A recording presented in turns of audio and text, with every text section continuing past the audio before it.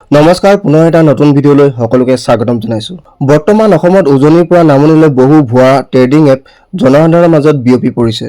দিল্লী, হাৰিয়ানা আন বহুতো অসাধু চক্ৰই RBI, সেবিৰ অনুজ্ঞাপত্ৰ অবিহনে অসমৰ জনসাধাৰণৰ পৰা কোটি কোটি টকা লুণ্ঠন কৰি শেষত অন্তৰ্ধান হৈছে। তেনে এক ঘটনা 8 ফেব্ৰুৱাৰী যোৰহাট জিলাৰ মুম্বাই এটা প্ৰবঞ্চকৰ দলে অনলাইন ট্ৰেডিং এপৰ জৰিয়তে হাজাৰ হাজাৰ মানুহৰ পৰা কোটি টকা লৈ অন্তৰ্ধান হৈছিল, য'ত 60% ব্যক্তিয়ে ইনভেষ্ট কৰিছিল এই অনলাইন ট্ৰেডিং এপটোত।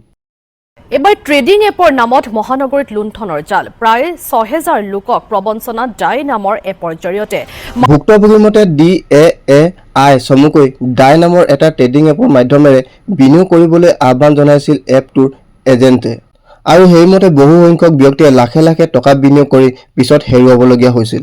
বৰ্তমান অসমত YBY, হিপি, ট্ৰেডবুল, ৰেডিঅ' 1 আদি বহু এপে সহজ সৰল অসমীয়া মানুহৰ কোটি কোটি টকা লুণ্ঠন কৰিবলৈ সক্ষম হৈছে অনলাইন এপৰ জৰিয়তে। প্ৰকৃততে ট্ৰেডিং বুলিলে ষ্টক বা শ্বেয়াৰ মাৰ্কেটকে বুজায়, নাইবা FX তথা ফৰেক্স ট্ৰেডিং নাইবা ফৰেন এক্সচেঞ্জ বুলি জনা যায়।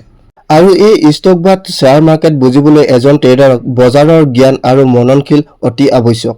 পৰিতাপৰ কথা যে অসমৰ কেৱল 15 পৰা 20% মানুহে ট্ৰেডিং এপৰ বিষয়ে জানে, আৰু এইসমূহ কৰিবলৈ RBI, সেবিৰ নিয়ম মানি চলি অনুজ্ঞাপত্ৰ ল'ব লাগে। কিন্তু পৰিতাপৰ কথা যে ৰাজ্যত চলি থকা তথাকথিত ট্ৰেডিং এপ সমূহত কোনো বৈধতা নাই, আৰু এই এপসমূহে কোনো বিত্তীয় বিধি বিধান মতে কাম নকৰে।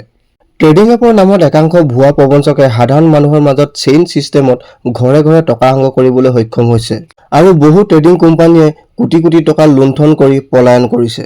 কিন্তু ইয়াৰ মাজতে সাধাৰণ জনতাক বিশ্বাস যোগাবলৈ কিছুমান ফেক নিউজ বাতৰি কাকতসমূহত প্ৰকাশ কৰা দেখা পোৱা গৈছে।